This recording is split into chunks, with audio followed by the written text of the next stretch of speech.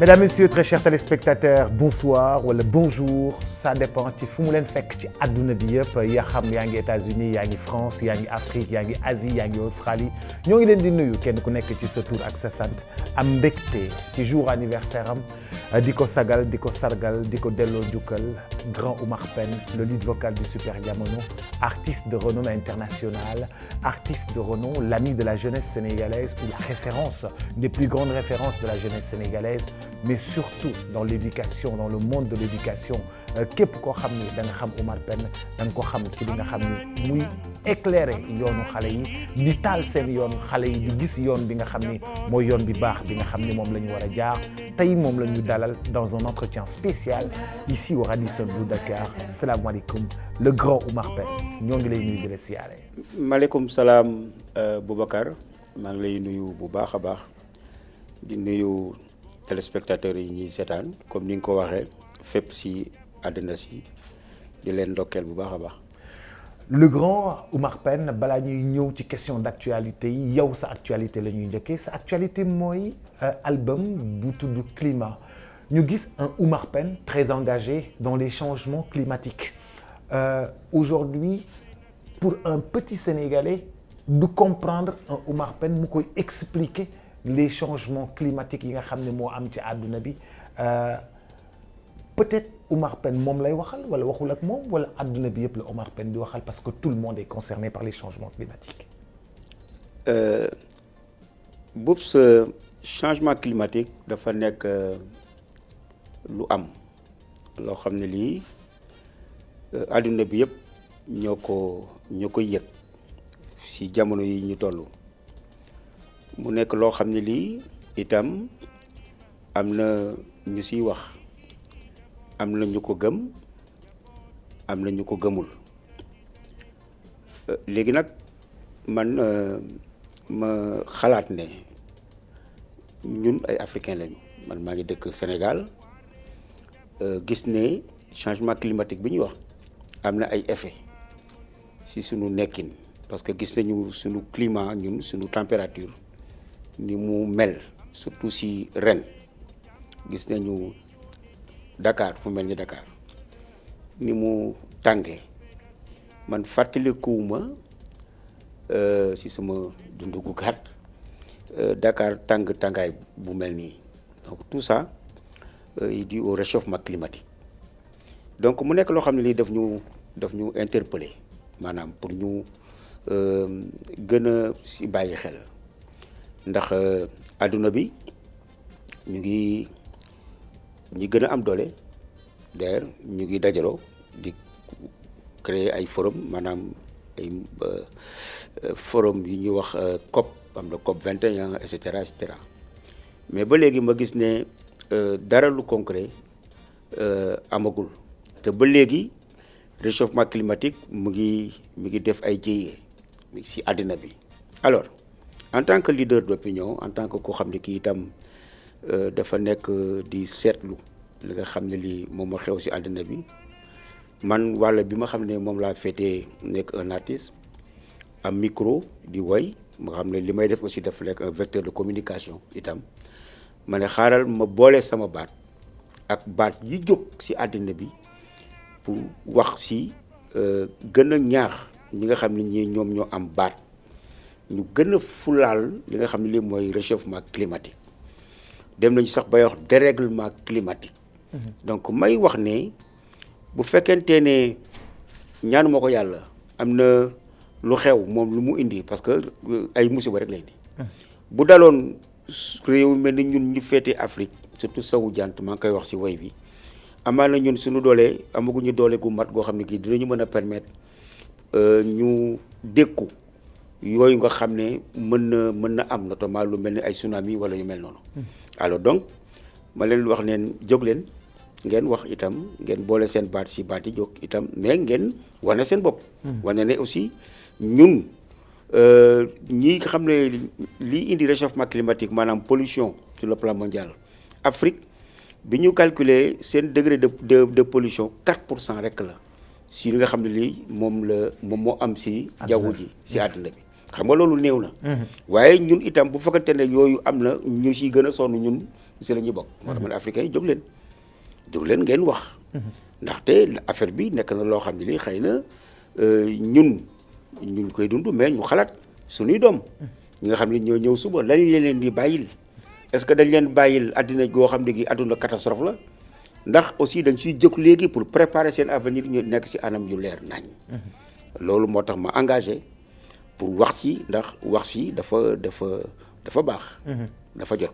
dafay conscientiser en fait. Conscientiser. Dafay conscientiser. Comment ça s'apprend à l'école, hein? Ça s'apprend actuellement à l'école. Mais comment le plus jeune, xale bu ndaw bi jàng école, maître am ak maîtresse am di ko yee di ko wax ci climat nga yaakaar nga ne sa message dina yegg ba foofu wala ci maître bi la yem maître bi jottali. non am naa yaakaar ne war na fa mën a yegg ndax li koy gën a firndeel mooy dernier COP 26 bi amoon à Glasgow. xale yi la ñu mobiliser. pour wax wane seen baat. am na xale bu ndaw bu dëkk Suède bu jóg aussi pour wax ci di interpeller les dirigeants du monde entier. donc gone la génération la. donc loolu daf ma conforter ci idée bi ma am ne xale yi itam bu fekkente ne ñoom ñu ngi jóg di mobiliser pour wax ci réchauffement climatique ñoom question la ñu poser dañuy laaj. ñoom lañ leen di bàyyil. ndax ñoom ñooy ñëw ëllëg. donc c'est très pertinent et que war lañ leen jox ay réponses yoo xam ni dina mën a dalal seen xel. moo tax ma ne ñëpp si war a wax si jamono yi ñu toll fu mu nekk nii parce que lëmb na àdduna itam mais comme xale yaa ngi jóg di si wax war na mën a saaw war na mën a tas si àddina bi nga xam ne même ñun ñi nekk Afrique. suñuy doom war la ñu déglu bokk si xale yooyu nga xam ne tey ñooy jóg. pour laaj ñoom lañ leen di bàyyil ban avenir lañ leen di bàyyil. parce que affaire bi effectivement toll na foo xam ne fii tey tout le monde se pose des questions notamment nos jeunes enfants. ñu gis ni désert bi day gën di yokku désert de glace yi dañuy gën di yokku li nga xam ni moom moo di typhon yi dañuy gën di ñëw di loolu yëpp dérèglement climatique boobu yëpp moom moo la alerté tu sonnes aujourd'hui l'alerte pour le Sénégal pour les Sénégalais pour les Africains et pour le monde entier. Absolument. Je crois que ça m'interpelle en tant que leader d'opinion, en tant que citoyen du monde aussi. Parce que je m'intéresse à tout ce qui se passe. Je crois que loolu moo ma inspiré ba ma ne xaaral non seulement ma wax si mais ma jël album bi tudde ko climat lii ñu toog tey maag yow ñu siy wax si climat maa ngi jóge tournée di promotion album climat. Vous étiez à Paris. def naa presse yu bëree bëri. mais toujours est-il que à chaque fois ma toog journaliste nii nga ma njëkkee posé question bi. question bi ma njëkk a posé mooy pourquoi climat. donc xam nga loolu intéressé na nit ñi. dëgg la donc ma ne donc dans ce cas-là wax bi am na si solo. ndax dina permettre aussi yow nga wax ci sa xalaat aussi nga interpeller ñi nga xam ne ñi yëre bokk mooy ñun africains yi parce que africains yi seen baat dégguñu ko trop si concert bi am sur le plan mondial. donc il est temps maintenant à ce que les Africains se lèvent et que ñu bañ a subir ñu réagir je crois que man si fànn boobu laa leen di woo. j'espère que dinañu dégg message bi. mais ci domaine yu bëri Grand Oumar Afrique dafay subir dafay subir tout le temps amul fenn foo xam ni ñun ñooy nekk au sommet bu ñu amee pétrole dañuy subir ñeneen ñoo xam ne ñoo koy exploité bu ñu amee or dañuy subir ñeneen ñoo xam ne dañu koy exploité si on a des soucis d'environnement du ñun ñoo gën a polluer le monde te mais ñun ñoo ciy gën a am problème dafa mel ni tous ces mots-là se retrouvent un peu en Afrique. damay wax ne si campagne médiatique bi ma doon def en fait dafa am fenn fu may woo suma mbokk africains yi parce que moi je suis un panafricaniste convaincu nekk un afro-optimiste parce que am na journaliste bu ma laaj mu ne ma est-ce que li ngay prôné ba wax ci Afrique et que c'est pas utopique ma ne ko non dama ko gëm parce que bu doon sama sago tey fi mu nekk nii pauvreté parce que boo nee Afrique toujours pauvreté la ñuy wax. alors ma ne léegi man sama li ma gën a bëgg si sama combat mooy il faut que ce mot là pauvreté ñu bannir ko du vocabulaire africain bannir ko. Comme les Chinois l'ont fait. Le mot pauvreté n'existe pas dans le vocabulaire chinois. Il faut africains yi ñu gëm seen bopp gëm ne on ne peut pas être riche et pauvre en même temps. L'Afrique est un continent très riche. Il faut que te bu ñu xalaat mukk ne keneen dina jóge bitim réew ñëw développer ñu déedéet ñun ñoo mën a defar suñu bopp mais il faut ñu gëm ko buñ ko gëmul dina jafe te duñ fa yegg mais lu ñu gëm moo tax tey fi mu nekk nii si album bi album climat créé naa si benn morceau bu tudd émergence. émergence. C'est un mot mais pour man idéologie la. je crois que gëm naa ko xam naa ne c'est possible mais il faut ñu gëm ne war nañu mën a yegg foofu parce que tukki yi ngay tukki di dem si ay réew yoo xam ne ay pays émergents dits émergents bi ma demee gis infrastructure ya fa ne ma ne mais pourquoi pas nous lu tax on a tout pour. ressources humaines am nañ ko. Il y a des hommes et des femmes qui sont capables de faire avancer les choses justement yu am xel seen xam-xam màcc si domaine bu ne. te lu ne aussi am nañ ko mais il faut ñu gëm ne war nañ fa mën a yàgg mais bu fekkante dañuy toog rek lu nit wax ñu ne ah loolu mënta ne du ñu avancer.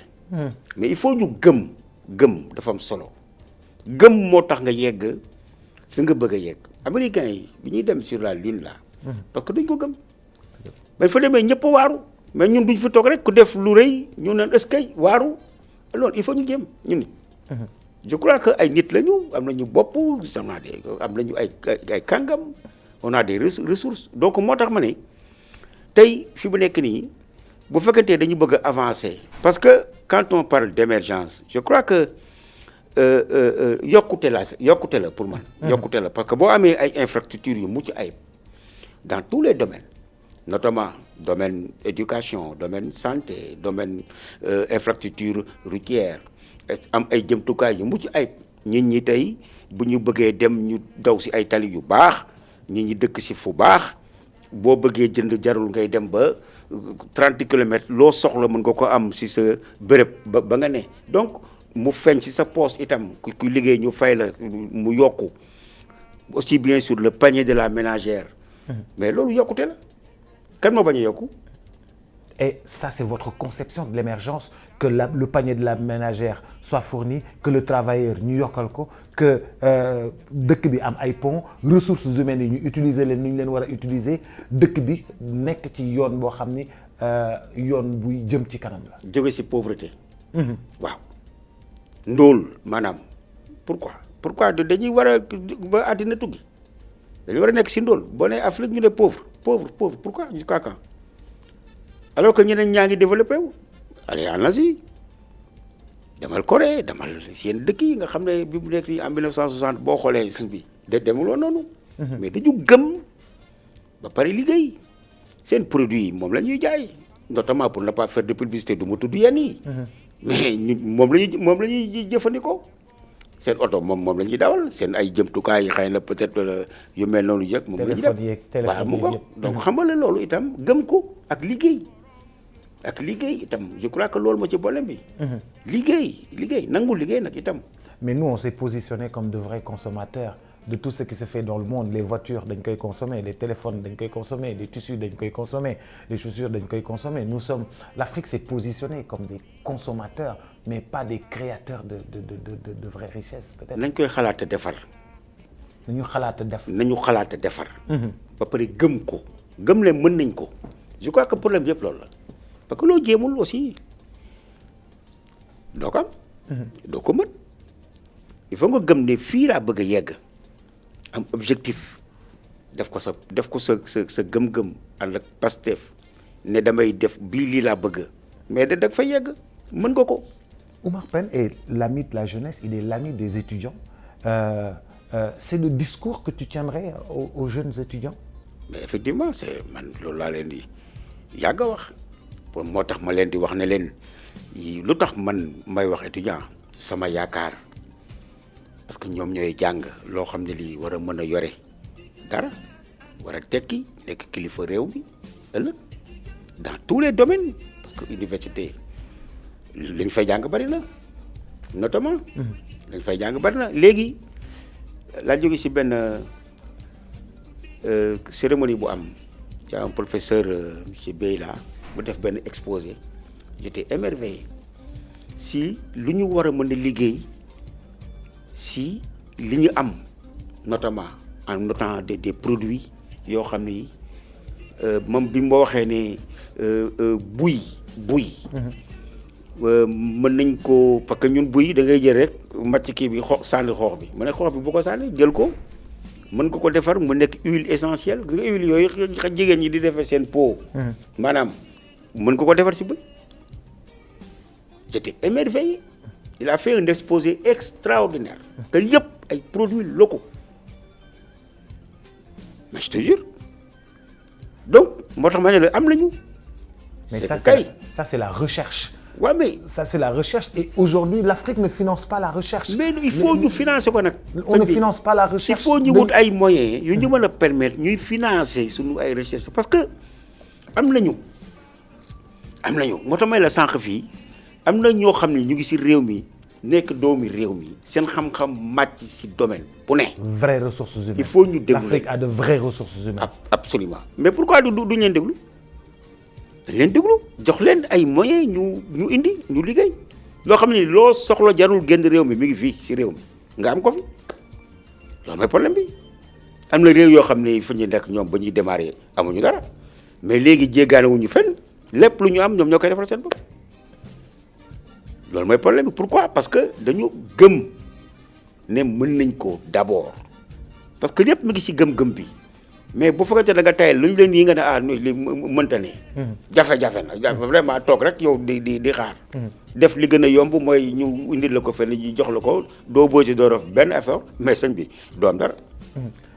mais Grand Oumar Pène vous êtes un artiste vous observez tout le temps le paysage politique bi nga xam ne moo am un peu en Afrique da nga doon wax naan Afrique déposer des armes. Aujourd'hui, on a vu au Mali que les militaires ont pris le pouvoir, en Guinée ont pris le pouvoir. L'Afrique bi nga rêvé bi nga bëggoon mu am stabilité boobu noonu boobu ba léegi ñëwul parce que toujours c'est des armes qui parlent comme disait aussi Alpha Blondy ton ami c'est des armes qui parlent et chaque fois c'est des coups d'État allons en guerre contre les coups d'État. Ouais, mais jusqu'à présent ton Afrique là n'est pas encore là. Mais absolument, Boubacar. Tu as parfaitement raison. Je suis entièrement d'accord avec toi. Malheureusement, d'ailleurs, c'est ce qu'on déplore. Parce que su fekkente ne si loolu la on sera dans une spirale de violence boo xam ne bii tey ki def coup d'état tey jël xam nga am nañ ku nekk si ruq bu toog daan ne mais pourquoi pas moi mi ngi xalaat moom naka lay defee coup d'état pour jël moom it donc duñ ci génn. duñ ci génn démocratie moom mooy liy yoon le pouvoir appartient au peuple c'est le peuple qui décide dañuy wote ku ñu bëgg a tànn nga tàllal sa loxo ñu woteel la ba nga woteelul nga dem defaruwaat loolu mooy problème bi.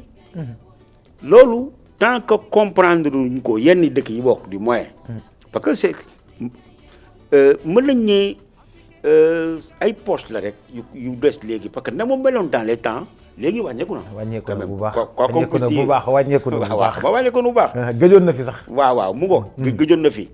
xam nga mais problème bi mooy il faut ñu xam ne le pouvoir appartient au peuple c'est le peuple qui décide. boo ko xamee yaa ngi ci yoon. boo ko xamul tamit si violence rek ngay ne te violence fajul dara.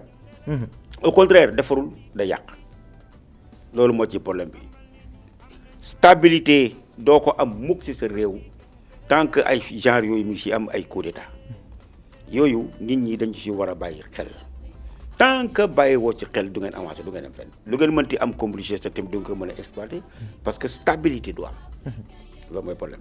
Oumar Pène dañu ñëw ci actualité yi parce que temps bi du ko maye ñu wax ci actualité aujourd'hui bu ubbee journal Oumar Pène da nga yàgg conscientiser la jeunesse da nga yàgg wax ci Afrique da nga yàgg wax ci tous les maux aujourd'hui boo ubbee un journal tu vois des scandales financiers partout tu vois dans telle entreprise nationale dans telle entreprise nationale dans telle entreprise nationale dans telle entreprise nationale partout vous voyez des scandales financiers foo ubbi rek moom ngay gis ban ressentiment ngay am booy xool loolu yow sa àdduna yëpp da nga ko liggéey ñeneen ñi ngi nekk ci entreprise nationale yi c'est presque du pillage partout ñu ne à la poste c'est le même problème au trésor c'est le même problème ici c'est le même problème ailleurs c'est le même problème ban sentiment ngay am.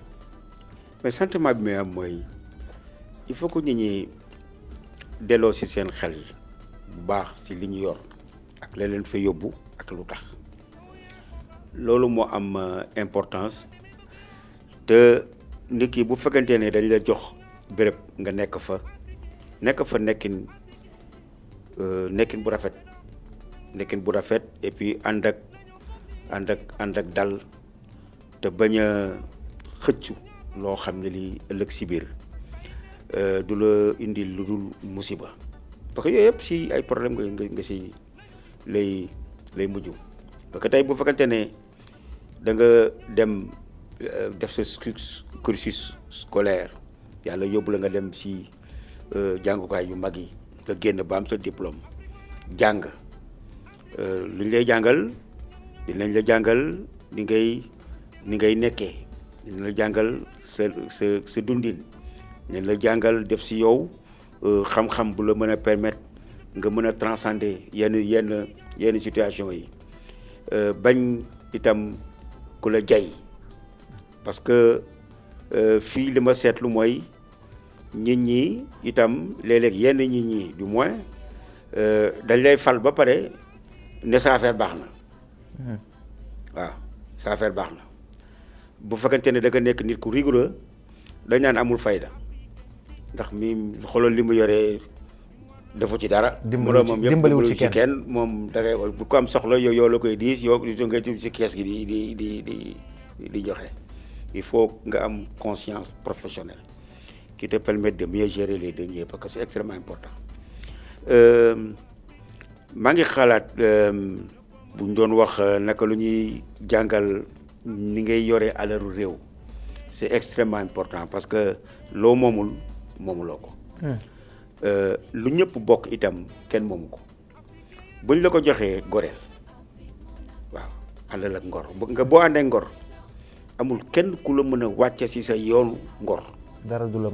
dara du la mën a fëkk sa bët ba ngay def naka su dul noonu parce que boo ko defee yow sa wàllu bopp sax je pense que doo am benn fierté itam te kenn du la respecté itam je crois que loolu itam il faut nga nekk un homme intègre une personne intègre du moins parce que mën a dal góor mën a dal jigéen mais bu ñu la joxee yenn responsabilités yi na nga ko mérité sa diggante ak sa borom je crois que c'est extrêmement important parce que moo ko dañ la ko jox ngir nga yor ko yor bu rafet pour mu jariñ askan c'est extrêmement c'est lourd c'est très lourd parce que yooyu boo koy def itam à la kulyalin di nga feeñ te feeñ bu ñaaw ngay feeñ te loolu itam gisuma dara lu ko jàll si àddina moo tax doylu say doom ba ëllëg da leen di topp woy bi da leen di topp même boo fi jógee tamit woy bi day topp da lay topp te personne ne sera fier dans ta famille te loolu musiba la donc nit ki da ko ak da ngay doylu loolu yàlla baax pourtant vous pensez qu'on a d'excellentes ressources humaines wala da nga may wax ni du ñëpp ñëpp bokkuñu nag. dëgg la bokkuñ jikko.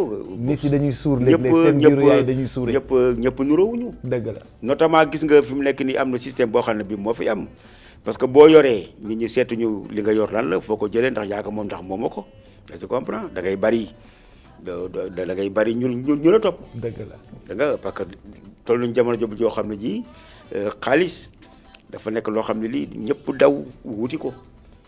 xamuñu nag yow noo ko amee de toute façon daal bu tant que yaa ngi joxe yaa baax waaw mais ko boo ko yoratul moom kenn tuddatu la xam nga benn bés maa ngi lay toog di la déglu nga wax benn wax bu am solo benn nit dont je tairai le nom nga jékki-jékki daane waaw lu tax nit ñi artistes yi wooyetuñu diw xam nga.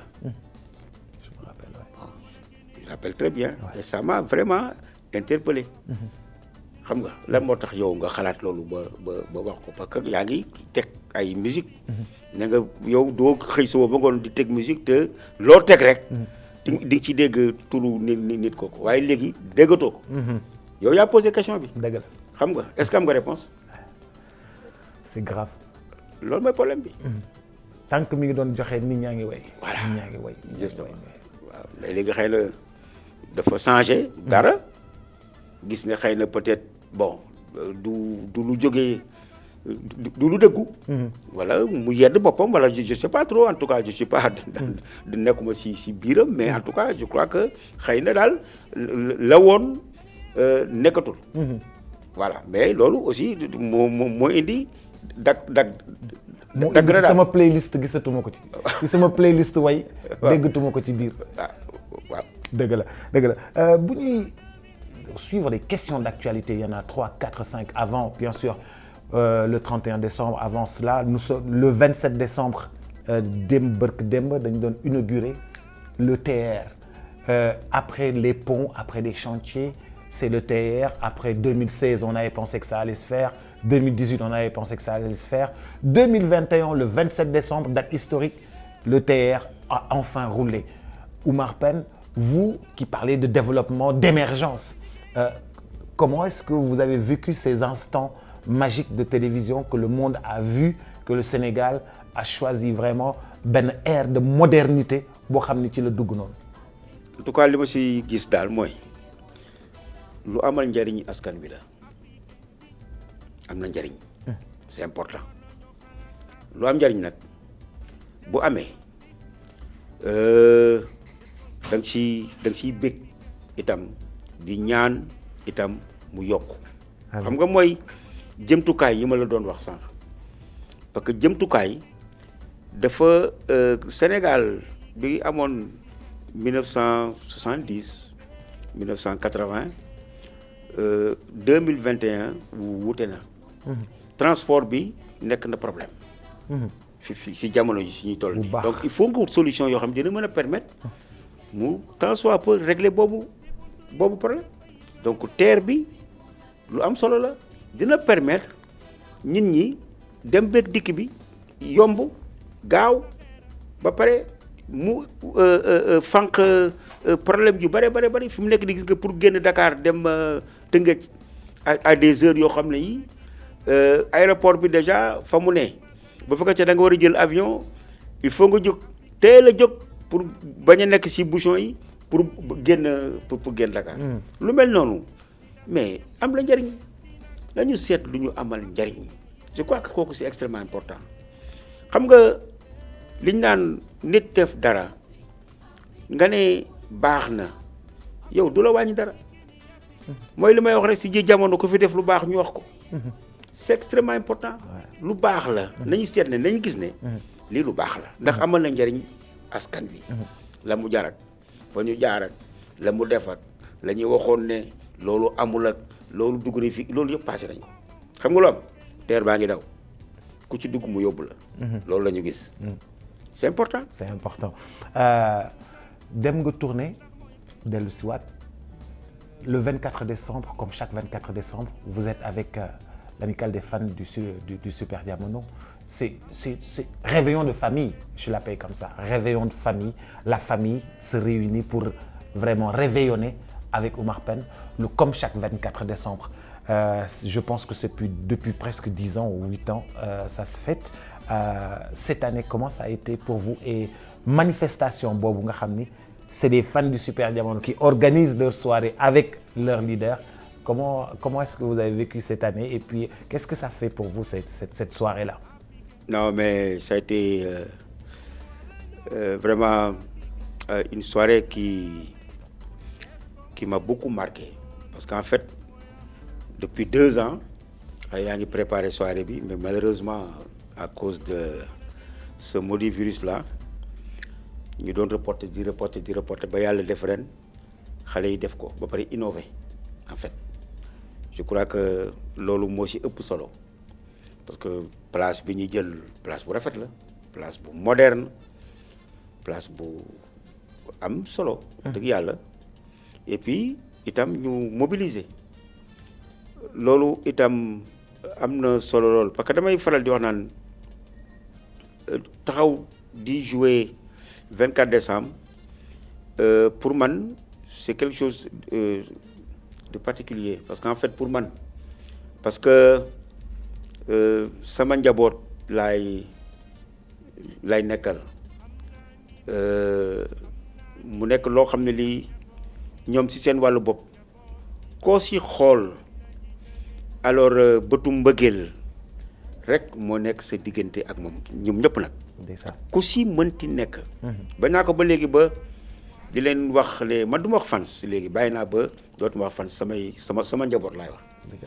ñu nekk fii ak ñu nekk dans la diaspora yàlla xam na ne wax dëgg yàlla ils sont nombreux dem nañu ba léegi dootuñu wax Omar Pène Baye Pène la ñuy wax donc c'est tellement affectif ba nga xam ne c'est des sentiments tellement profonds du ma bëgg sax soirée bi jeex.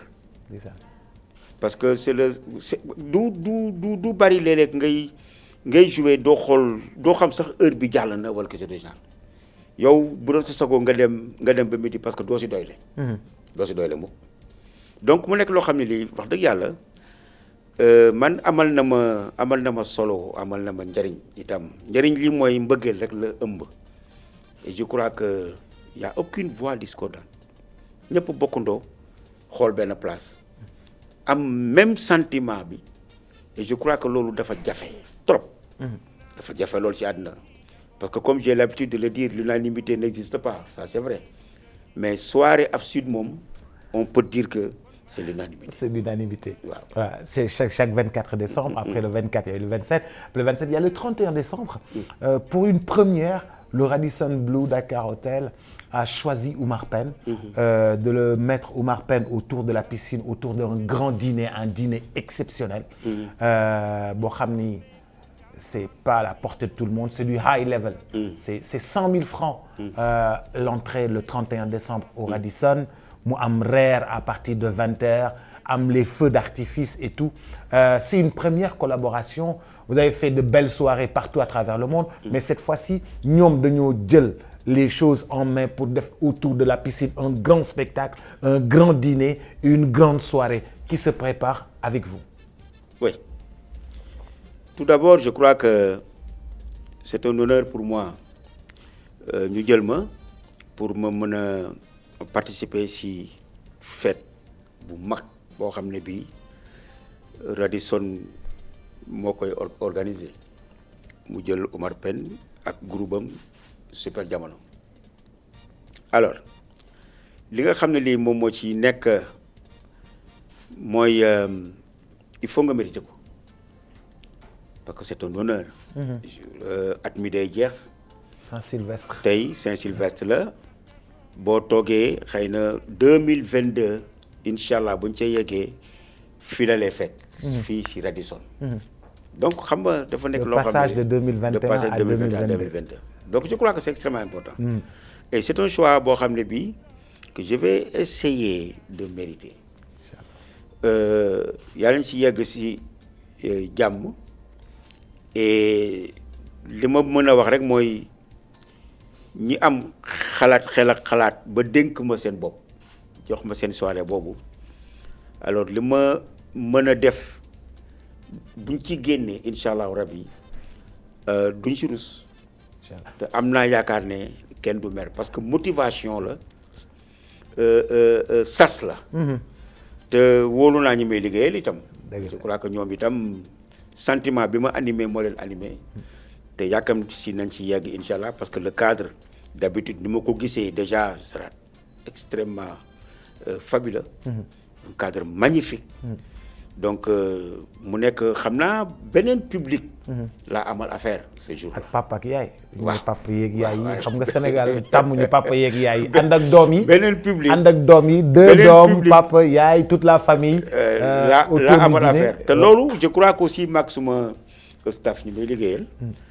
ak même avec les musiciens dañ ciy waxtaan. dañ ciy waxtaan préparer même pour choisir le répertoire de ce jour-là ci toog waxtaan ci bu baax a baax a baax on a choisi des morceaux yoo xam ne pour rien que pour cet événement-là parce que ce sera un truc vraiment spécial donc je vends pas la mèche boobu Diallo Diéry ci la bokk de. ah xaw ma de. non Diallo Diéry par force la de Diallo Diéry c'est par force. non yow moom. Diallo Diéry baax nga c'est par force. xam nga yow si nga bokk. waaw donc boo nee lii rek incha allah dañ la fay fekk si. dina ñëw incha allah. kooku amul benn problème. bu ñu mais en tout cas génnee daal dina nekk soirée yéene bu soobee yàlla. incha allah bu ñu génnee le 31 décembre à Radisson dañuy dugg sur la Coupe d'Afrique des Nations et vous êtes passionné de football. La CAN arrive. Aliou Cissé a fait son choix de 27 joueurs déjà yoo xam ni ñëpp à l'étranger la ñu nekk ñëw war a rejoindre la tanière daaw jéeg demoon nañu finale on a perdu la finale mais on est très fair play noo gisee CAN bi di ñëw la prochaine Coupe d'Afrique des Nations. bon mais ni ñu ko gisee déjà mooy en tant que waa supporter moom pronostic de cœur la ñuy def. que suñu sago Sénégal indi fi coupe bi parce que li ma gën a wax loolu mooy am lañu effectif bu ñu mën a permettre ñu am ko loolu moom lu am la parce que on a des joueurs qui font partie des meilleurs joueurs africains qui jouent en Europe donc am nañu lépp loo xam ne lii mën nañu permettre ñu gagner coupe bi. mën nañ ko la preuve. Il y a 2 ans dem nañu finale malheureusement ñu gagné ñu par le plus petit score bu am ci football mooy 1-0.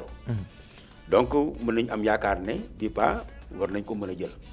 donc li nga xam ne lii mooy li am aussi mooy Aliou Cissé en tant que sélectionneur def na choix ba pare mënatuñ ci dellu si à moins que xëy na peut-être d'ici là mu am ñoo xam ne ñi mënu ñëw parce que blessure et cetera et cetera mais fi mu nekk nii je crois que tout a été fait choix am def na ko ba pare jël na ay joueurs parce que moom mooy sélectionneur ku sañoon xëy na peut-être mu jël keneen wala keneen mais li am na blesse xam nga léegi lan moo ci des ñu nekk benn. unis derrière l'équipe nationale du Sénégal. critique yi ñu jël ko teg ko fële parce que ça ne fait pas avancer loolu moo ci problème. léegi nag bu ñu CAN bi paree la say am bu boobaa ko su nekk mën nga si génne sa xalaat mais pour le moment je crois que comme foofu la guñu te amagul te moom def na choix am ba pare nañu respecter choix am respecter ñi mu jël unis derrière l'équipe nationale du Sénégal en tant que Sénégalais comme ça au moins. La meilleure façon d'aider cette équipe-là, c'est de rester derrière. De taire les critiques. xam nga ba pare ñu toog ñaax suñu joueurs yi ay gaynde lañu. comme que gaynde moom te da nga koy bàkk. voilà bàkk suñuy gaynde ñu dem xare ba. te sooba yàlla indi coupe bi Sénégal jëm kanam. Inch'Allah. Vous êtes très sportif. Vous avez vu Dakar Arena qui est magnifique. Le stade du Sénégal qui sera aussi bientôt inauguré après le TER. Ces infrastructures, ça vous dit quoi en tant que sportif passionné de sport? Mais ça me dit que effectivement que dañu war a am li ñëpp am parce que jumtukaay dafa am solo jumtukaay bu fekkente ne tey yaa ngi yëngu ci dara ci benn parce que effectivement Sénégal ñu ngi organiser les JMJ il faut nga am infrastructure boo xam ne bii au moins mën na accueillir le monde sportif mais loolu dafa am parce que tey bu ñu amuloon loolu duñu sax JMJ waxal ma JMJ sax les Jeux olympiques de la jeunesse waaw mu ko 2026 Jeux olympiques de la jeunesse war nañ war tabax mais pour man région bu nekk dafa war a am stade bu mel mais normalement loolu moo war mais comme si tàmbali gi rek la je crois que loolu dégg naa sax quelque part benn autorité mu wax loolu stade bu nekk dafa war a am région bi nekk dafa war a am stade effectivement loolu moom mooy li nga xam ne lii xam nga mënoo jékki-jékki rek defaroo yëpp en même temps da ngay dem crescendo mais na nekk loo xam ne lii bëgg-bëgg la et puis gëm-gëm la et puis loo xam ne lii dina amal njariñ justement sénégalais yi.